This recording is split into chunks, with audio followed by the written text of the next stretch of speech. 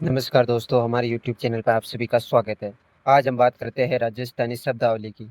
तो सबसे पहले राजस्थानी शब्दावली की बात करें हैं तो बीजुका। बीजुका किसे कहते हैं? तो यानी अड़बो और बीदखणों, यानी खेत में पशु पक्षियों से फसल की रक्षा करने के लिए मानव जैसी बनाई गई आकृति को बीजुका कहते हैं। उड़ा ऊरा उसरड़ो और छापरा, ऐसा खेत जिसमें घास और अनाज दोनों में से कुछ भी पैदा न होता हो उसे छापरो, उसरड़ो, ऊरा और ऊंडा कहते हैं। नेक्स्ट हम बात करते हैं तीसरे नंबर की, अड़ाव। जब लगातार काम में लेने से भूमि की उपजाऊ शक्ति कम हो जाने पर उसको खाली छोड़ दिया जाते हैं, तो उसको अड़ाव कहते हैं।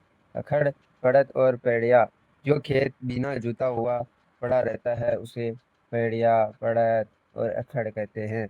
पाणत, फसल को पानी देने की प्रक्रिया को पाणत कहते हैं। नेक्स्ट हम बात करते हैं बावणी, यानी खेत में बीज बोने को कहा जाता है बावणी।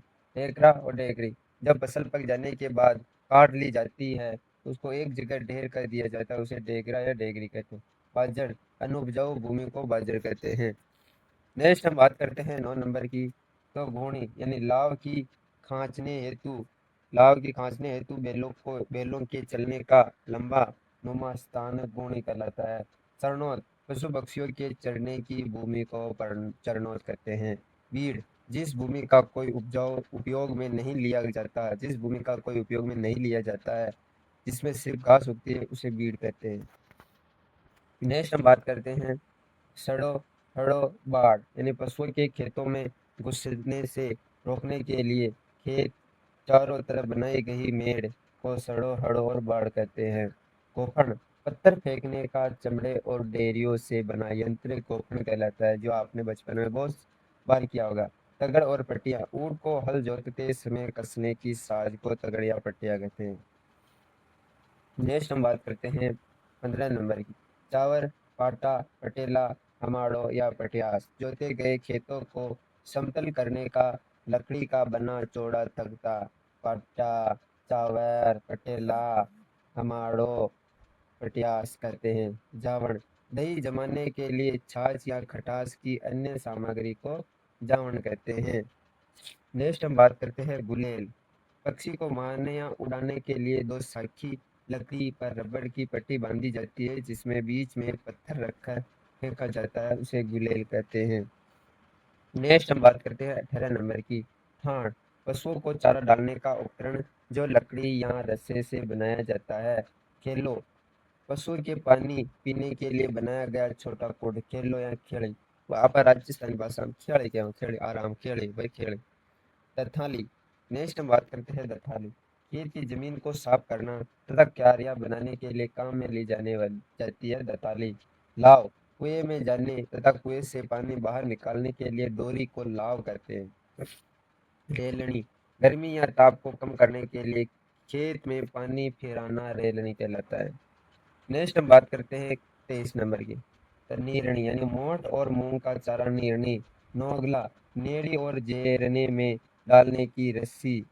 सांकड़ो, दही को मथने की मथनी के साथ लगा लोहे का कुंडा सांकड़ो कहलावा है। लूणियों, मथखन या इसको गोलड़ी नामक उपकरण में रखा जाता है। नेक्स्ट हम बात करते हैं 27 की, ओबरी, अनाज व उपयोगी सामान को रखने के लिए बनाया गया मिट्टी का उपकरण ओबरी कहलाता है, या कोठला। नातड़ों, पानी, दूध, छाछ को छानने के काम में आने वाला वस्त्र नातड़ों के अलावा। थली, घर के दरवाजे का स्थान थली के अलावा। नेक्स्ट हम बात करते हैं 30 नंबर की, नाड़ी। इसकी बात करें 30 नंबर, नाड़ी, यानी तलाई के पानी के बड़े गड्ढे को तलाई अथवा नाड़ी कहा जाता है। मेर, खेत में डेक हुए बाग के चारों तरफ छोड़ी गई भूमि। मेर, जेड़ी, लकड़ी का सींगदार उपकरण, जेड़ी के अलावा ऐसा होता है उपकरण जेड़ी, ये जेली। रहर, सिंचाई के लिए कुएं से पानी निकालने का यंत्र रेट के अलावा है। नेक्स्ट हम बात करते हैं 34 नंबर की, सूट, खेत जोतने से पहले खेत के झाड़ झखाड़ को साफ करना सूट कहलावा है। लावणी, यानी किसान द्वारा फसल को काटने के लिए प्रयुक्त किया गया शब्द लावणी, खाकला, गेहूं या जौ का चारा खाकला कहलाता है।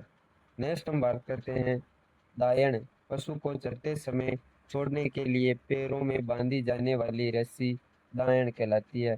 हथड़ी, मिर्च मसाले रखने का यंत्र हथड़ी। कुट्टी, बाजरे की फसल का चारा कुट्टी कहलाता है।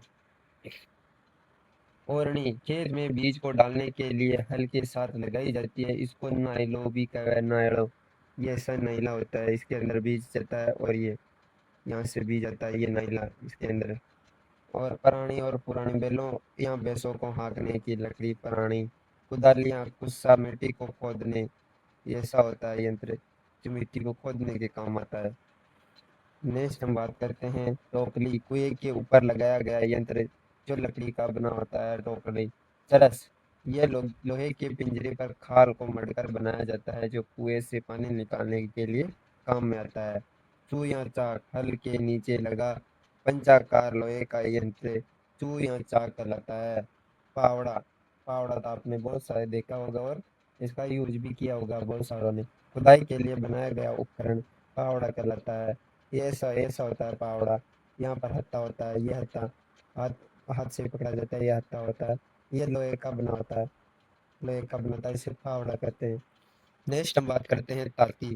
ताती, जो व्यक्ति बीमार हो जाता है उसके सूत या मोली का धागा बांधा जाता है, ये देवता की जोत के ऊपर घुमाकर बांधा जाता है। बेवणी, चूल्हे के सामने राख या बानी बानी के लिए बनाया गया चौकोर स्थान बेवणी कहलावा है। नेक्स्ट हम बात करते हैं जावनी, दूध गर्म करने और दही जमाने की मटकी को जावनी। बिलोवनी, दही को बिलोने के लिए मिट्टी का मटका। बिलोवनी। और नेड़ी, छाछ बनाने के लिए लगाया गया खूंटा या लकड़ी। नेड़ी, जेरना यानी छाछ मिलाने के लिए लकड़ी का उपकरण, इसको रई भी कहते हैं या जीरना और रई भी कहते हैं। नेक्स्ट हम बात करते हैं 53 नंबर की नेत्रा या नेता, जड़ने को घुमाने की रस्सी नेत्रा या नेता।